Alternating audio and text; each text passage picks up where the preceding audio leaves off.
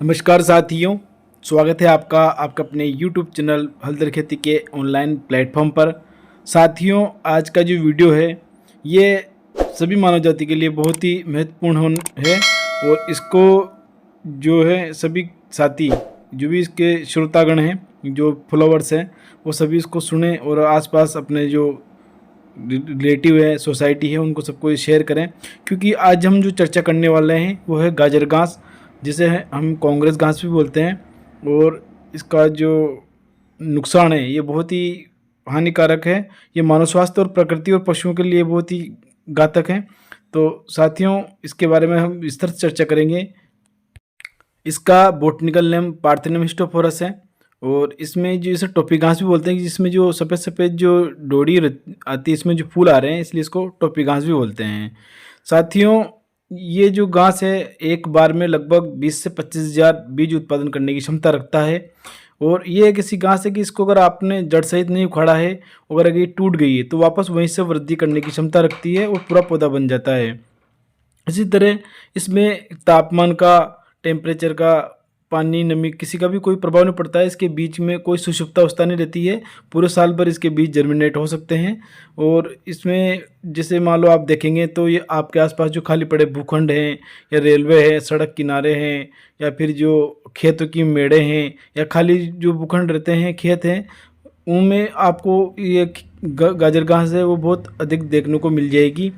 साथियों, अगर हम चर्चा करें कि ये हानिकारक क्यों है, इतने क्यों नुकसानदायक है, तो सबसे पहले तो ये कि अगर आपकी त्वचा के संपर्क में अगर ये पौधा आ जाता है तो आपको एलर्जी, अस्थमा या त्वचा रोग संबंधी होने की समस्या रहती है। ये जो इसके पुष्प हैं वो बहुत छोटे रहते हैं और परागण तो वो नाक के द्वारा जाकर अपन को जो अस्थमा है, दमा है, ऐसी समस्याएं वे कर सकते हैं। साथ ही ये जो पौधा है, जहाँ ये पौधा उगेगा वहाँ आसपास दूसरी वनस्पति को, घास को उगने नहीं देगा। इसलिए ये अपनी जो जैव विविधता है उसके लिए भी हानिकारक है और ये दूसरे पौधों को नष्ट कर देता है। साथ ही इसकी जड़ों से एक हानिकारक रसायन निकलता है, जिससे जो अपनी फसलें हैं उनकी वृद्धि नहीं होती है और उनको ये उत्पादन में नुकसान पहुंचाता है। तो साथियों, जो गाजर घास है इसका नियंत्रण बहुत ज़रूरी है, क्योंकि ये मनुष्य, प्रकृति और जो पशु हैं उनके सभी के लिए बहुत ही नुकसानदायक है।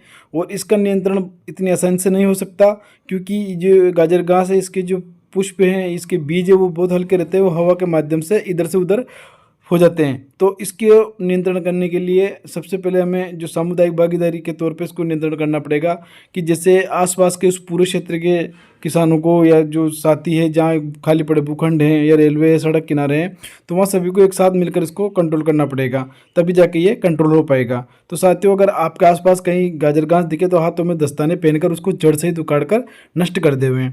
अगर आप इसका जो रासायनिक नियंत्रण करना चाहते हैं और जो कम खर्च में अगर घरेलू इसका नियंत्रण करना चाहते हैं, तो सबसे अच्छा उपाय ये कि नमक सभी के घर पे मिल जाता है लगभग लगभग। तो जो नमक रहता है, 1 किलो नमक को 15 लीटर पानी में घोल करके उसमें 5 ग्राम चिपको मिला करके आप इसमें अगर छिड़काव करेंगे तो 3 से 5 दिन में आपका गाजर घास है वो सूख जाएगी।